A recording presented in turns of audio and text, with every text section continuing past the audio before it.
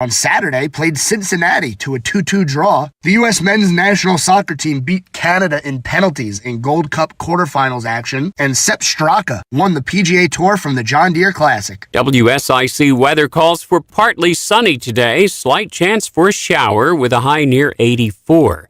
It'll be mainly clear tonight, the low 64, then sun again tomorrow, the high 88. Follow WSIC on Truth Social, Facebook, YouTube, and Instagram at WSICnews.com. Mike Jackson, WSIC News.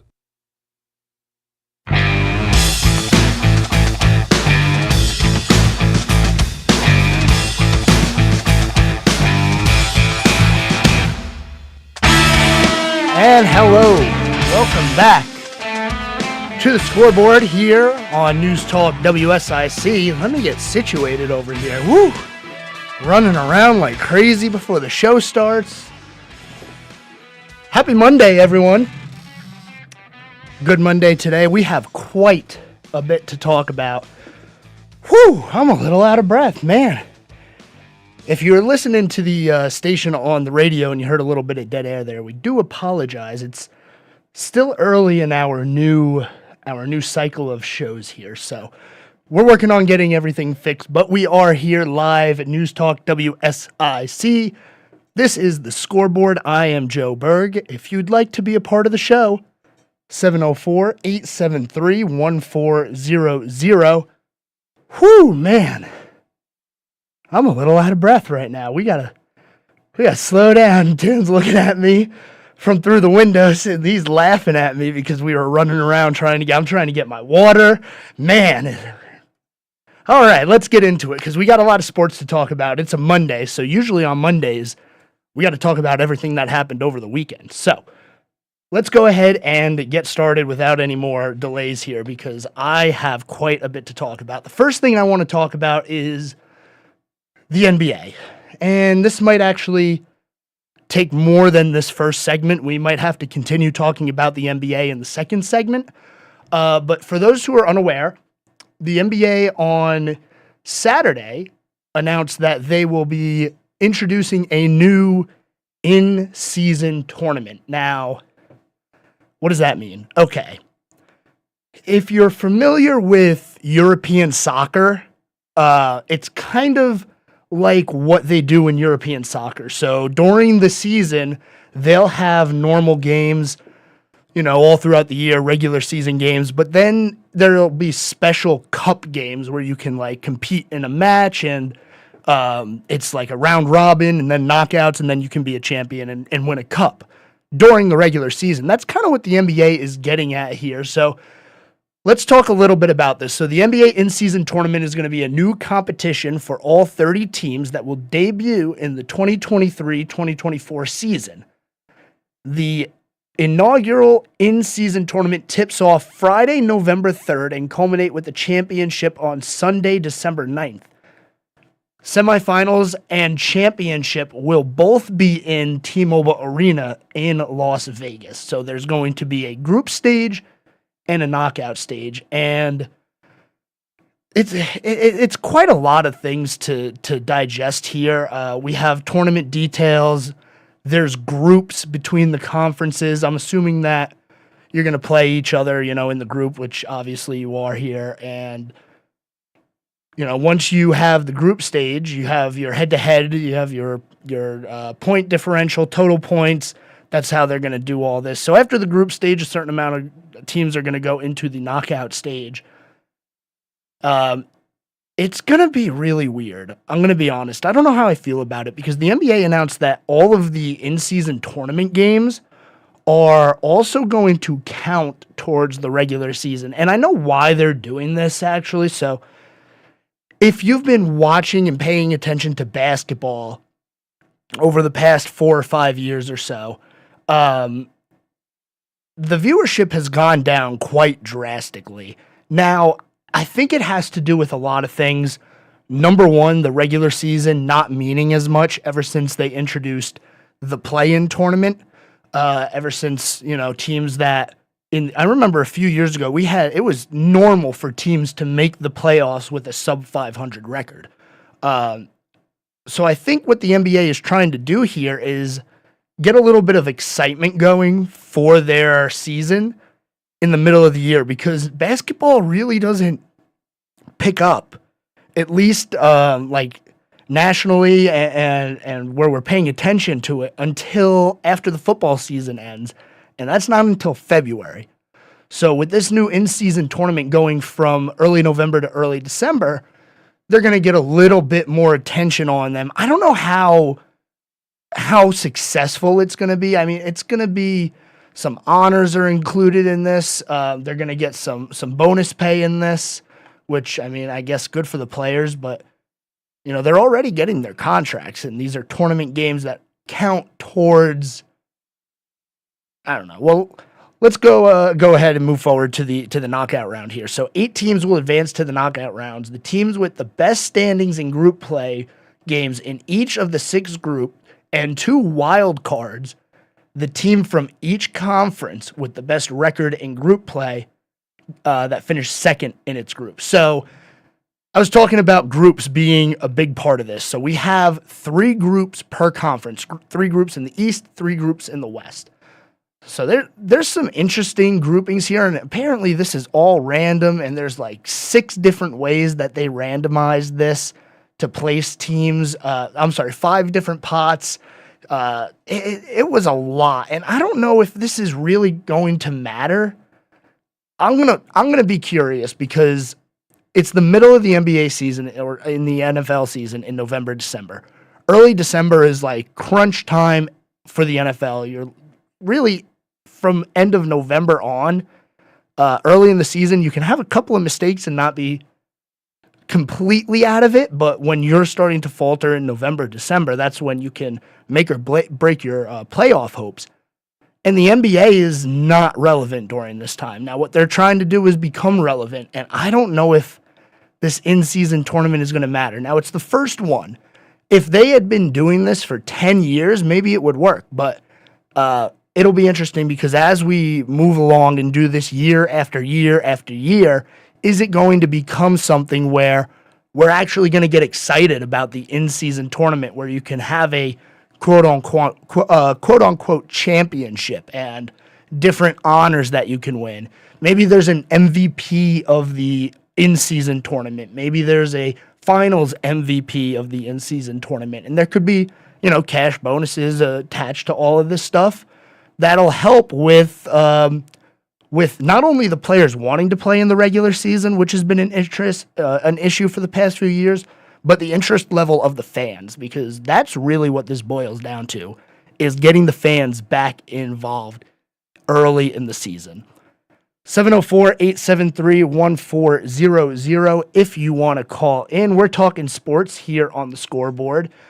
Just talking about the NBA and their announcement of in-season tournaments. I don't know. It could work. There's a knockout. It depends on how they market this. If it just kind of falls away and all of a sudden they're saying, hey, guess what? The in-season tournament starts. I think they got to somehow sell this to not only the hardcore fan who probably doesn't like it, but the casual fan who's going to be like, what does this mean now? Group play and knockout and in-season tournament.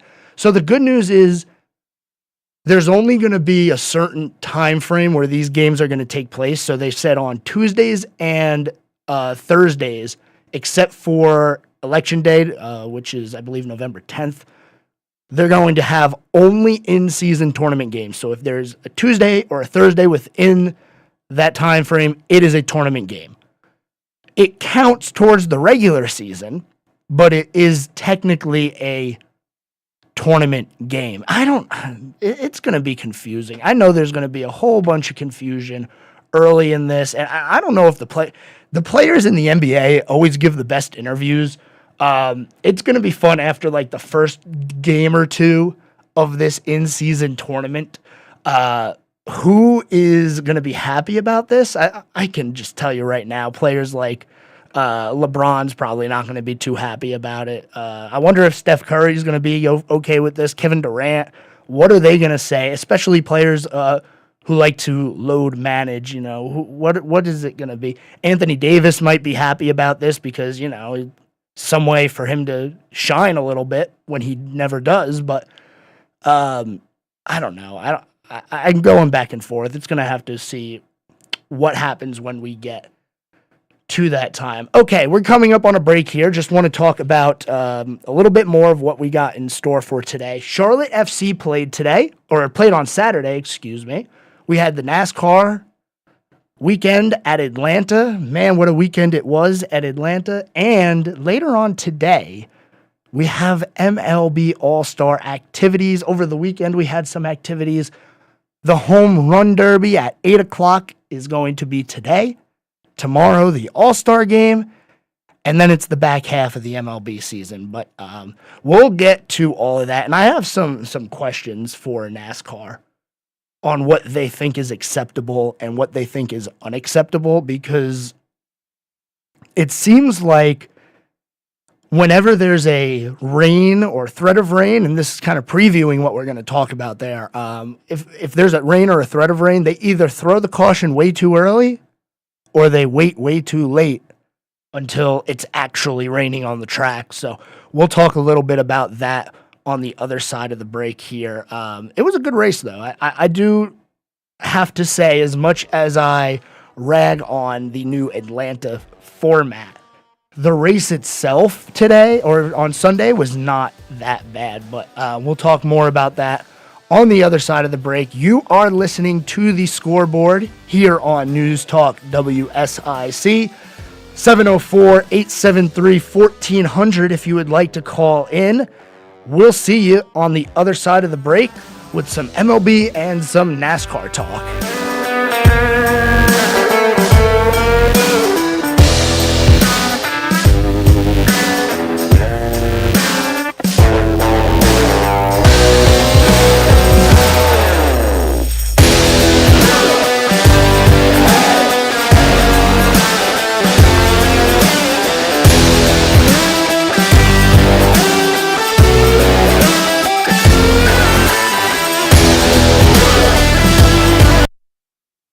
Serving you better than ever before. The new 105.9, 100.7 WSIC. News Talk Now. Here is your WSIC community calendar. Christmas in July is coming to downtown Mooresville. The Mooresville Downtown Commission is hosting their annual July Sales and Sip and Shop event in downtown Mooresville on July 21st. For more info, visit downtownmooresville.com. Want to meet the Iredell County Animal Service crew? Iredell County Public Library's Harmony location is hosting an Iredell County Animal Service visit July 14th from 4 to 5 in the evening. No registration is required. For more info, visit iredell.lib.nc.us. That's the Iredell County Library website.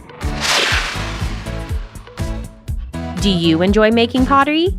Kane Center for the Arts in Cornelius has Ceramics Open Studio. Select Tuesdays and Saturdays, you can become the clay artist I was able to manage the run. So you must this is a crazy night. Well, the guys in the booth were saying some of the most amazing racing they have seen behind the wheel. How was the racing tonight? Yeah, it was awesome. I mean, I think that's all you can ask for on a super speedway.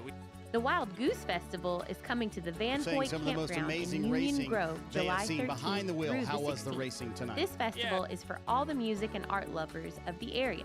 For more info, including the full lineup, visit wildgoosefestival.org. Love beach music? The Catalinas are playing in Huntersville on Thursday as part of Huntersville's La La Cabusa series.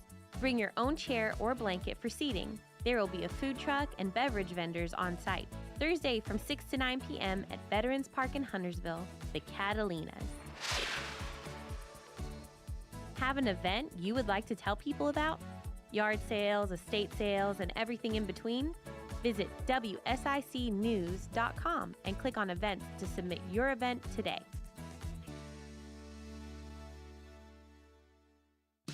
I'm Dan Sutton with your WSIC forecast.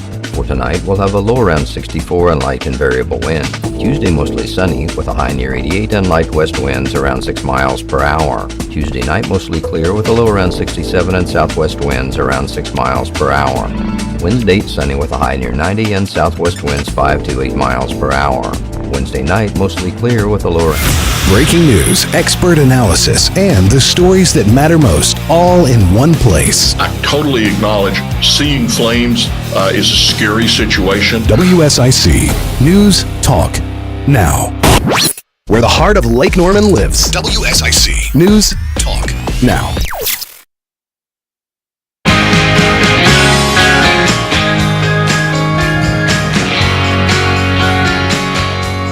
Welcome back to the Scoreboard here on News Talk WSIC. I like the new intro music here. Intro, outro music, it's beautiful. Scoreboard here on News Talk WSIC. I'm your host, Joe Berg, 704-873-1400 if you'd like to be a part of the show. We're going to be talking some MLB. If we have some time for it, we're going to get into NASCAR. We're going to start our NASCAR discussion on this segment here. But we talked last week about the Cincinnati Reds. And a specific player on the Reds, Elly De La Cruz. And he is officially the most electric player in baseball, and it's not even close. So over the weekend, the Reds played the Brewers, and De La Cruz not only stole first, he not only stole second, or I'm sorry, he didn't steal first. You can't steal first. He not only stole second, he stole third, and he stole home.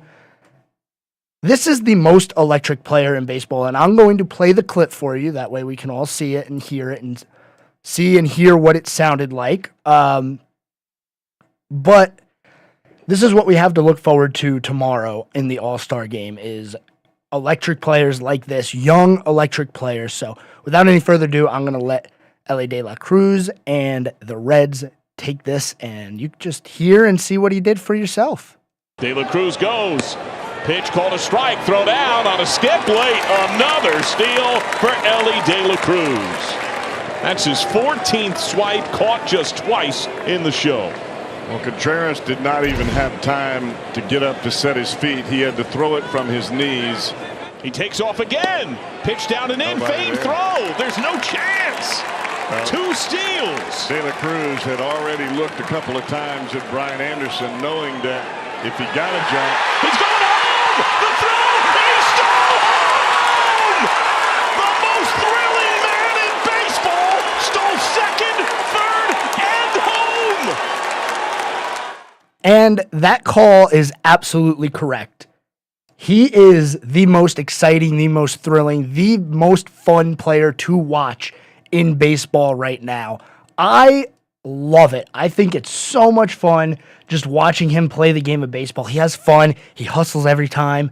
Oh, man, what a player. And, I mean, it's great for baseball to have young players like this. I mean, in an era where you have people who are just trying to hit a home run or they're going to strike out or walk, to have a player like that who can not only hit home runs but steal in this era of baseball, that is an important player to have. And the Reds are having a great season, as we've been talking about, sitting in the lead right now. Not really have it handedly because the Brewers are right behind them, but for a team that had no expectations last year, for a team that won 60, if that, games last year, I believe they lost over 100 games, to now be leading the NL Central, that's quite the turnaround, and it starts with young players like De La Cruz. So pay attention to the All-Star game tomorrow, and we have not only the All-Star game, but the Home Run Derby tonight. Now, De La Cruz is not going to be in that, which is very unfortunate, but it's going to be fun nonetheless. I love watching the Home Run Derby. I remember one year, I think it was, oh man, I forget who it was now because I'm just thinking of this now. I didn't actually, prepare old things about the Home Run Derby, but I remember, who was it? Was it Josh Hamilton, who hit 26 home runs in one round at Yankee Stadium one year? That was something to behold, and it's fun to watch. I love the All-Star game. I love the Home Run Derby. It really feels like once you get to the All-Star game and the home run derby in baseball season, the All-Star break with all the festivities, because not only is there we talked about this too, not only is there the All-Star game and the home run derby, you have the celebrity All-Star softball game, which is always fun. That happened over the weekend. You have the MLB draft, which is an in-season thing, which is currently, as we speak right now, the MLB draft is going on. So there's so much going on. And it feels like once you get to this point in the sports season, this is the midway point. So we're going to get a little bit more into summer. It's going to be, slow to say the least for a month or two, I'd say. But once we get into not only the national stuff, the local stuff too. We have local sports here now. We're going to be talking about high schools, colleges, local stuff that's going on. We just have to wait for, school to start again because it's summer. It's the middle of July and kids are out of school. Now, I know the football teams are practicing, but we will get to that. Anyway, let's move on now to NASCAR, because they were at Atlanta, and I talked about this on Friday. I don't like the new Atlanta track, and I think it may have proved me wrong because it was a pretty decent race on Sunday, despite the rain chances, which, and I'll get into this, every good I don't know what we're classifying these as anymore because it's not a super speedway and it's not a restrictor plate anymore. So these pack races, every good pack race needs a threat of rain. It doesn't have to rain. There just needs to be that threat where it's like, hey, there's rain in the area. We're not sure, because the worst part about super speedway, pack racing, plate track racing, whatever you want to call it, the worst part is when everything gets single file and they're just logging laps. And I understand it happens because the driver's just kind of trying to get to the end of the race. You don't want to wreck on lap 20 or on lap 100 of 200. But then again, it is what it is. But Atlanta was a good race. I liked it. William Byron coming out with the win in a rain-shortened race. So here's the deal with rain, and I have a bone to pick right now because last year, and this all stems from last year, if you pay attention to NASCAR, last year when they went to Daytona for the second Daytona race, there was issues, and the issue was there was a threat of rain. Like I said, every good plate track needs a threat of rain. So everybody's driving like crazy, trying to get to the front of the field because who knows when the caution's going to come out. And in the middle of the race, before NASCAR even knew it was raining, it started pouring on maybe 100 yards worth of turns 1 and 2. And the entire field wiped out. Austin Dillon went on to win the race, and he made the playoffs because of it. So last night, they're tracking the rain, and they keep bringing up the radar on screen, and they're showing you, hey, the rain, it's not a pop-up, it's a cell, it's just going to sweep across, and it looks bad, and they keep showing you, and the drivers are going crazy. We get to halfway. The racing is outstanding. And the stage ends, the second stage ends, and NASCAR waits way too long to restart things, as they always do, and then they go back green. We have another caution for somebody in the back of the field, like always, and that's the end of the race. I want to know when NASCAR is going to throw these cautions from now on, because it's just too random. If there's rain, they need to say once it gets within 3 miles of the racetrack, once it gets within 2 miles of the racetrack on the radar, that's when we're going to throw the caution. Not, okay, it's getting closer. Okay, it's getting closer. Should we throw it yet? Should we throw it yet? And now we're going to pace around under caution for 7 laps because we can't decide whether or not we're going to throw the caution. It shouldn't work like that. There should be go to the rule book. You say, if there's rain in the area or a chance of rain and it's within 2 miles of the racetrack, throw the caution and wait for it to leave. That way we're all at least in the loop, because that's one of the worst things about rain races in NASCAR is it's just kind of like whatever NASCAR decides. And they have a long laundry list of just deciding to do things for no reason. Let's go even all the way back to Chicago. The race was supposed to be 100 laps, the Chicago street race. And they said, you know what, it's going to get dark. Let's change it to 75. Okay. Yeah, just decide to do something for the fun of it. I mean, I get it. At least they were given a warning, but when there's rain, no warning. We're just going to let you go, drive, and if it gets close enough, we'll stop. But no, they don't have anything like that. It's just whatever they decide to do. And it's random, just like when NASCAR throws cautions, it's random. You saw Kevin Harvick spinning in turn 1 the same way that the eventual winner, William Byron, spun in turn 1. For Byron, they threw the caution. For Harvick, they did not. Now, I know it's a little bit different because Byron did a full 360 and Harvick did like a 180 and then got straight again, but should it really matter? You have a car spinning on the apron. It should say in the rule book, car spinning on the apron. If it's out of the way, keep it going. If it doesn't hit anything, keep it going. If they can get restarted, keep it going. If they spin around and hit something, throw the caution. If they're stalled, throw the caution. Nothing like that. It's just whatever NASCAR decides.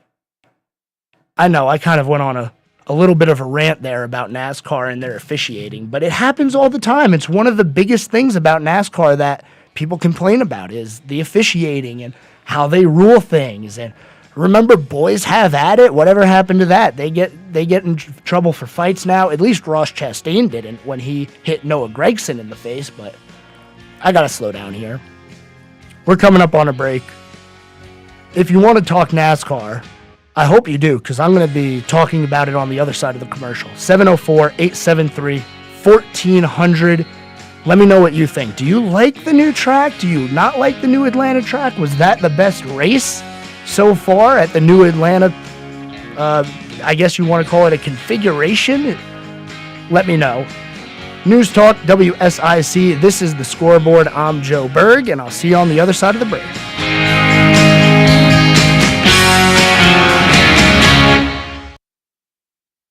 Local and North Carolina news now on the new 105.9 100.7 WSIC. News Talk now.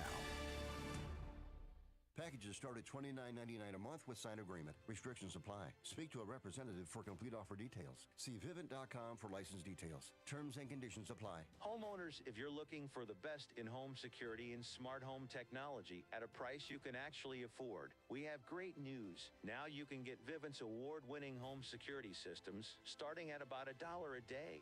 U.S. News and World Report has recognized Vivint as the best professionally installed home security system of 2022. And right now, you can get Vivint's home security technology for about $1 a day. Plus, get free professional installation from a licensed technician. Protect your home and loved ones for as low as $1 a day. Call right now for your free home security consultation.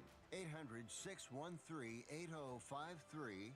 800-613-8053. 800-613-8053. That's 800-613. The Statesville Family YMCA is gearing up for pickleball. Come enjoy this popular game weekdays from 9 to 11 a.m. If the weather is too bad for kids attending summer camp to be outside, pickleball will be canceled. The Statesville Family YMCA, 828 Wesley Avenue. You know Randy Marion is the king of price on new vehicles, but we're also the king of price, king of selection on pre-owned vehicles. 2018, 2019, 2020s special buy Chevrolet Equinox starting at $11,880. That's right, $11,880. These are Equinoxes, off-lease purchase. We've got a huge selection, all-wheel drive. You pick the color, drive it home today. Randy Marion Chevrolet in Statesville, Randy Marion Ford Lincoln. Again, you know where we are. Look for that spinning car, folks, because that is where the deals are. It's always great to have the right tools and supplies when working outside. Little Shavers Woodshop is ready to help. Little Shavers has all your wood, treated lumber, wood fencing, and all the treatment items to keep them looking great. PBG paints and stains, and add in some pine needles and Daddy Pete's mulch and soils, and your landscaping will be the best around. Head on over to Little Shavers, 3301 Salisbury Highway, right in between Statesville, Morrisville, and Moxville. Visit littleshaverswoodshop.com. That's LILShaverswoodshop.com. Hi, this is Susan. I'm excited to let you know that Lake Mountain Coffee is now available for private events. Our beautiful historic building with its 360-degree mezzanine has hosted many private parties, catered diners, and even an actual wedding. Please contact Andy at 704-252-1886 for more information. Thank you so much. The Ugly Antenna is bringing back old technology to help those without a streaming provider to watch up to 50 channels absolutely free. The Ugly Antenna is not the big, unsightly outdoor antenna of the past. It's new technology that is connected to your TV inside your home. You can get your Ugly Antenna by calling 704-682-1755. The Ugly Antenna isn't really all that ugly. Call 704-682-1755 to get yours today. That's 704-682-1755 for the Ugly Antenna. Here's a real-life story that affects 50% of all of us out there. It's called divorce. If you've gotten divorced and now you're struggling to pay your bills and your credit card debts are completely out of control, you need to call this special debt relief hotline right now. We help people with all kinds of money problems caused by different life challenges, a divorce, a job loss, even heavy medical bills. All these life events can sometimes financially stress you out and cause you to get out of control. We help people get their lives back by showing them ways to consolidate and reduce their debt, in some cases for a fraction of what they owe. If your credit card balances are more than $10,000, call us and learn how to reduce your credit card bills and monthly payments now. Here's our number. Paid for by Debt.com. 800-485-4189. 800-485-4189. 800-485-4189. That's 800-485-4189. Be a part of the conversation. I listen on the way to work. Have your say. It's more than just opinions, it's facts. This is WSIC News Talk Now. WSIC Sports Director Joe Berg here. NASCAR Cup Series races are back on WSIC. Catch every race of the season right here on your home for NASCAR, News Talk WSIC. News Talk WSIC, Statesville, Lake Norman's most trusted news source.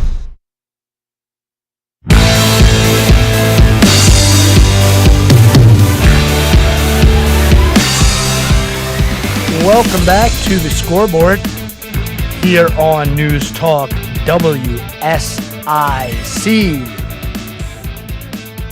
1400 AM, 100.7 FM, and 105.9 FM. 704-873-1400 if you'd like to call in and talk.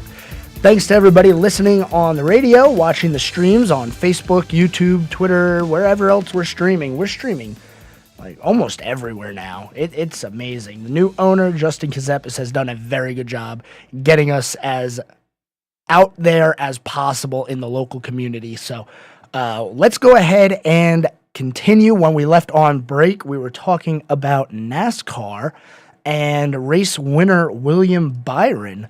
Real quick, we're going to go ahead and hear from race winner William Byron about the handling at Atlanta and the way that the race went on Sunday night.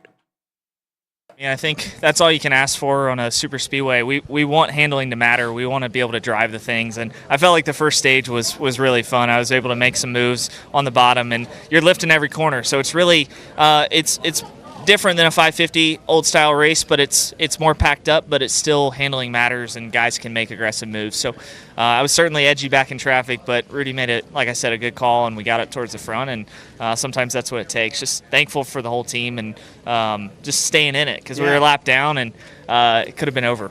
So you and I... So that's one of the things that I got from that real quick is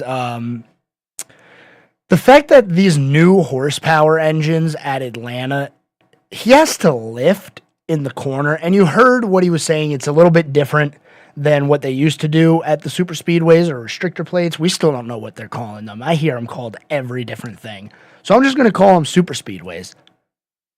Daytona, Talladega, you don't lift. Obviously, the track is big enough, it's wide enough, and it's wide open. Atlanta's different. I mean, they repaved it, but it's still a 1.5 mile track. So that doesn't change anything.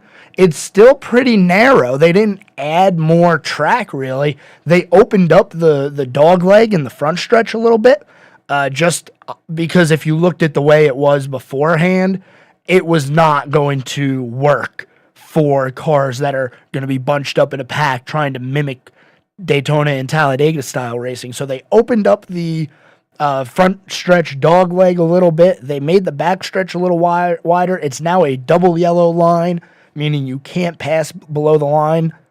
So it has every characteristic of Daytona and Talladega, except for the fact that you have to lift. And it's interesting because when you look at Daytona, Talladega, those races are all about momentum, being in a line with the most cars lined up as close together as possible, giving bump drafts, maybe doing some tandem racing. But in Atlanta, it's a lot different. And you can see that momentum is way more important because of how much you have to lift. And some of the incidents that we saw on Sunday were because you have to lift and it unsettles the car. Think about Alex Bowman tangling with Denny Hamlin. Bowman on the bottom, he can't carry the same amount of speed as the guy on the high side. That's just something that we know from watching not super speedway, mile and a half races before. The high line, think about Charlotte Motor Speedway, the high line, Kansas, Chicagoland, before they stopped going there. The high line carries more momentum. So when you're in a pack like this and you see a car on the bottom trying to make a move, they can't hold it flat. They have to lift, and they're going to have to lift more than the guy on the top who can't carry that momentum. And you saw what happened with Byron. He tried to go in way too deep and got loose, got into Hamlin, and around they both went. It's different, and I guess they're starting to get used to it. You heard what Byron said, how all they want to be able to do is have handling matter. And he was also quoted earlier talking about when he had spun earlier in the race, and he unsettled the car, and the bottom of the car was all messed up, and it handled horribly back in traffic. But once he got it up front, some good strategy calls, gets him up front. He gets the lead, clean air. All you have to do is block. He was able to do it and get the win. So handling does matter at those tracks now, but I still think that NASCAR has a little bit of tweaking to do because, like I said, the high side is still king. Once you saw cars getting lined up on the outside, everybody went to the outside. Now, there was some passing going on. People were trying. Think about, Michael McDowell has had some year this year, and watching him try to work the bottom late in that race, moving up the field, getting himself a nice top 5 finish. Some guys were able to do it, even if they didn't have the help, because they got that momentum off the top, dove down to the bottom, and they were able to keep the speed, but that's not always the case. I just find it interesting that on a track like Atlanta, we decide to do this kind of racing where, like I said, once they get lined up on the outside, you are in trouble if you're on the bottom. But William Byron gets the win at Atlanta. That is his 4th win of the year, the most he's had in a season in his career. So looking good for William Byron. Next week, NASCAR heads to New Hampshire, and there's not a lot of races left until the chase starts. I mean, we're talking about 7 more races until the chase starts, so or the playoffs, if you will. Playoffs. So William Byron with the most wins right now in NASCAR. He's got 4. Kyle Busch with 3 behind him. Now, if the playoffs started right now, because of all those wins, because of the stage wins, because of the playoff bonus points that William Byron has accrued, he would be leading the championship starting the playoffs. And right now, if it started today, if the regular season was over, with that top 5 finish, both Michael McDowell and Daniel Suarez, who also finished in the top 5, would be in the playoffs, which is awesome. The cutoff line for NASCAR, we still have 6 spots here. No, we got 5 spots. We got 5 spots left for drivers who have not won a race yet. Now, obviously, if somebody who hasn't won wins a race, we got 4 left for drivers who haven't won. But Harvick, Keselowski, Buescher, Suarez, McDowell, all in the playoffs right now. First drivers out are Bubba Wallace, AJ Allmendinger, and Ty Gibbs. Some guys on the bottom of this line to keep looking out for. Alex Bowman hasn't won a race yet this year.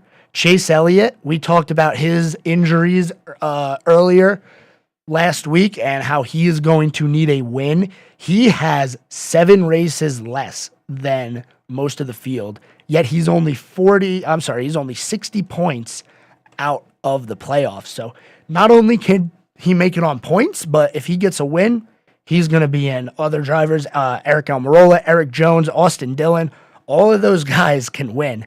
And we do still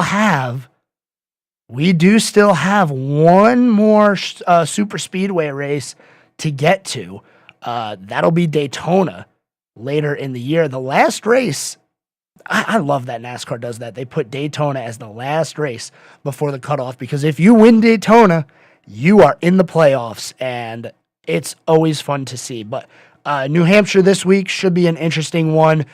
Nice and flat, a flat track before we go to Pocono Mountains, Richmond. It's a really diverse schedule from here until the playoffs. You have New Hampshire, which is only a 1-mile track.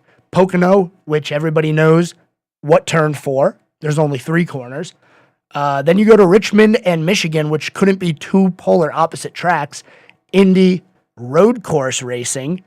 Yes, we still have more road course racing back to back, because then they go to Watkins Glen and they end the regular season at Daytona. So that's going to be it for the NASCAR talk today.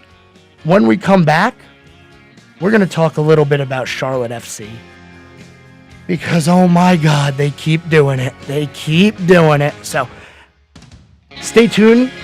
News Talk WSIC. This is the Scoreboard. I am Joe Berg. Phone number 704-873-1400. Give me a call if you have anything you want to talk about, and I'll see you on the other side of the break.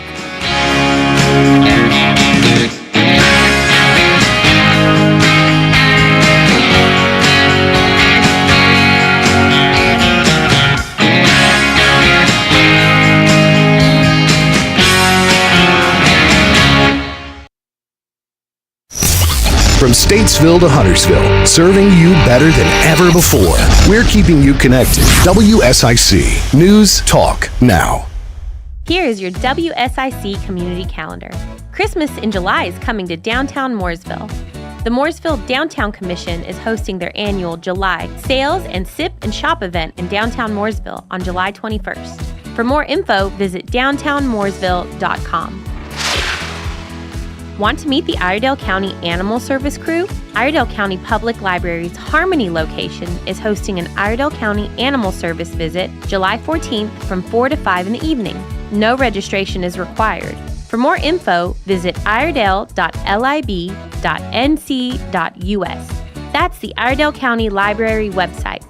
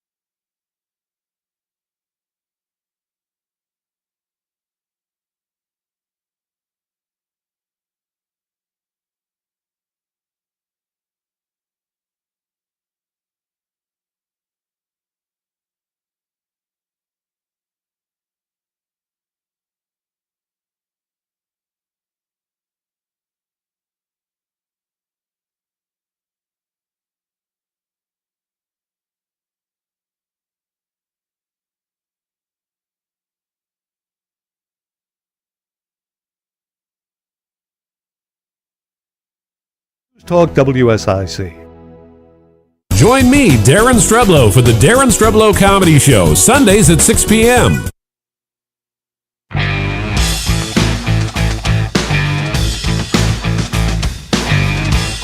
Welcome back to the Scoreboard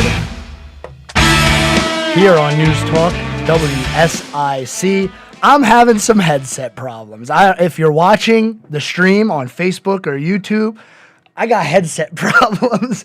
My headset seems to have fallen off a little bit, so we're going to try and power through this last segment here with no headset. I guess I could put it on one ear and get it to work, but this is going to be uncomfortable for the last segment of this show. Oh, boy. All right.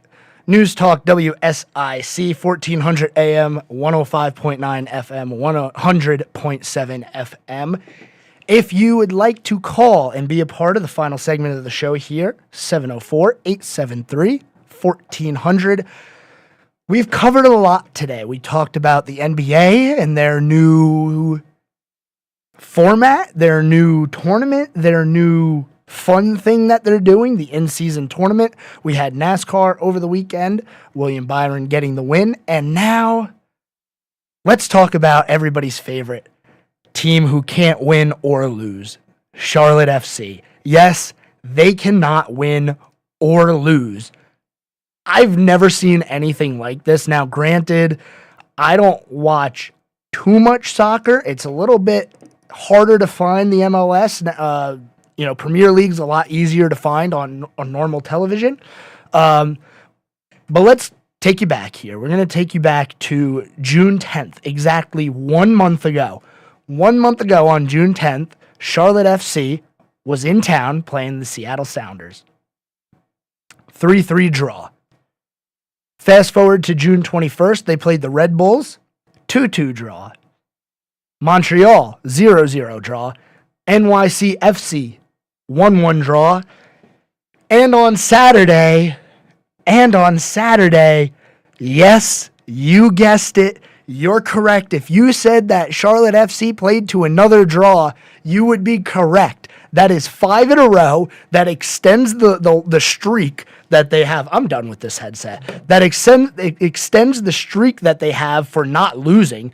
I guess you can't really call it a winning streak because they're not winning. It's just a streak of not losing to 5 games, which is the most they've ever had. And what happens? They play Cincinnati, who is tops in the East right now, best team in the Eastern Conference. 2-0 going into half. 2-0 going into half. And Charlotte FC comes out. They give up a penalty. They give up a second goal. And all of a sudden, it's a draw. You can't make this up. I wish I was making this up, but no.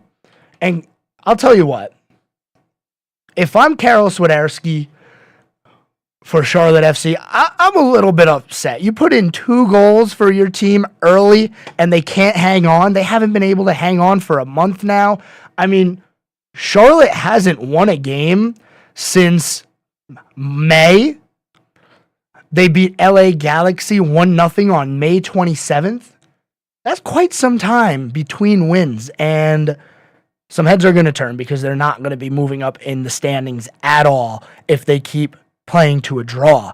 You need the 3 points. You need the win. And they play good. It's not like they're bad. It's not. I just don't know if they're really having some bad luck right now. I watched a lot of this because I was curious what would happen, especially once I saw it was 1-0. I was like, all right, we gotta pay attention here. Charlotte's up to something. And then all of a sudden, they play great. They put 2 in the back of the net. They're playing very good against the top team in the Eastern Conference. And yet again, they fall short. It was really upsetting. I don't know what they're going to do. You can hear it in my voice. I'm distraught because I just don't know why we're having such a problem winning these games. And they're going to play Montreal in Montreal on Saturday. They played Montreal to a draw not too long ago, 0-0. So it'll be interesting to see what happens with that. But there's really there's really nothing else to say. I mean, I'm at a loss for words because I have never imagine this happening in football. Now, I know everybody's going to say the comparison is off because there's a lot more scoring in football than there is in soccer. Well, kind of. I mean, they tied 3-3. If there was a football game that was 3-3, technically that would be 21-21. So that's not really a low-scoring football game. 2-2, 14-14, that's like a normal playoff score of a good game. But if this happened in football, where a team went 5 consecutive games without winning, man, that mark would never be beat. I don't know what's worse. I do know what's worse, but that stat that I just said, if an NFL team did that, it just reminded me of the fact that the Bills went to 4 straight Super Bowls and lost them all. That's just upsetting. I'm sorry to the Bills fans out there listening. I'm sure there's 1 or 2 stragglers over there. Call in, yell at me. I know, I didn't mean to, especially if you're an older Bills fan. You're probably really upset that I'm bringing up bad memories. But let's just say the Panthers go into this year, just for fun, and they start the year 0-5. I don't know if that would be good luck, bad luck, or just otherworldly, but that's what Charlotte FC is doing. They are in the middle of the season, and they have played 5 consecutive games where there hasn't been a winner. What does that do to the morale of a team? I want to know, because if I was on that team and we played 5 games where we're scoring goals and we seem like we have a really good chance, and then the game just ends and nobody wins, that's got to be a tough feeling. But next game for Charlotte FC is against Montreal in Montreal on Saturday. That game, as all Saturday games, are going to be broadcast right here on News Talk WSIC. There was some other soccer last night, too. The U.S. men's national team played Canada in the Gold Cup. And, ooh, baby, what a thriller that one was. It was 1-0 in the 88th minute. And then we had a goal from Canada to tie the game. 2 goals in extra time. I mean, whoo, what a game. In the end, though, the United States in penalties come out victorious. They will go to the semifinal round.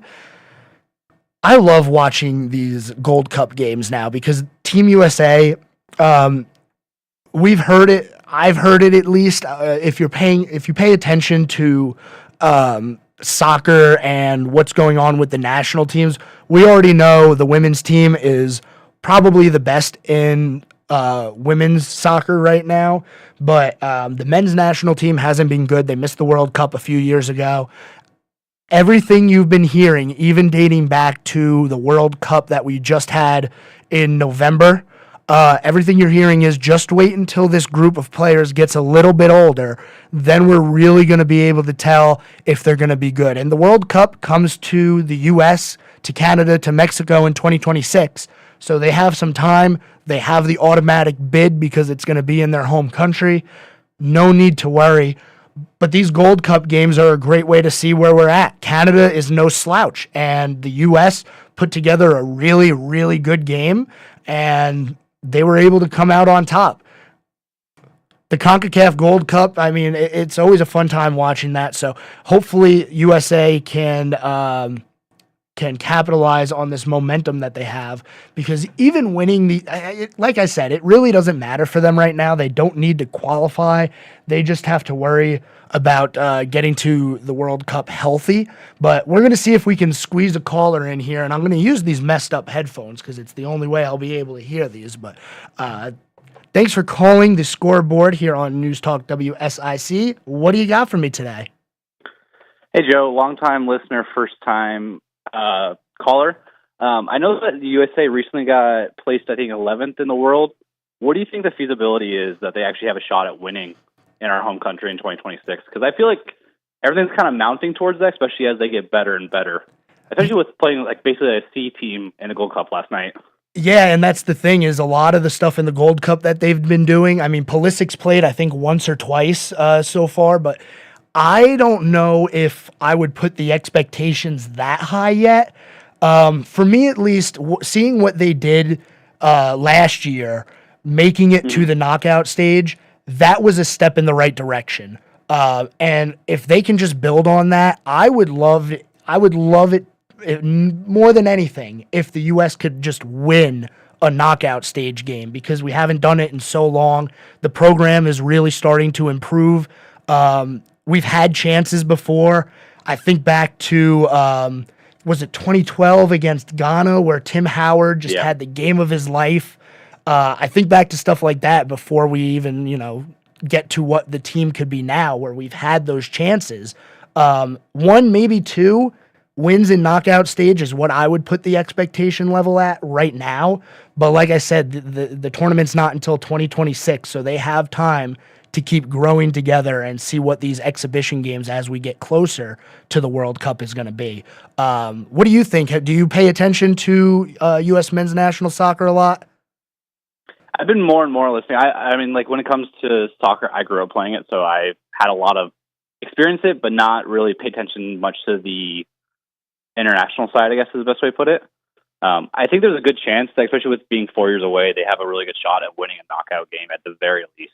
Yeah. Especially just being ranked previously now in 11th in the world, which is it was surprising. Think about with men's team being that good. Yeah, I was surprised to see them placed at 11th. I'm not going to lie, but it's definitely, like I said, it's a step in the right direction. But I appreciate you calling in and asking the question. Always love to hear from the listeners. But that's all the time that we're going to have today here on the Scoreboard, News Talk WSIC. And like I said last week, we're going to be here every day from 6 to 7 o'clock talking about sports. So thank you for listening.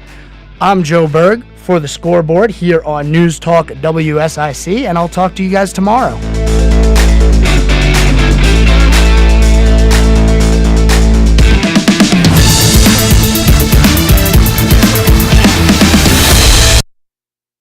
The new 105.9, 100.7 WSIC, Statesville, Mooresville, North Charlotte.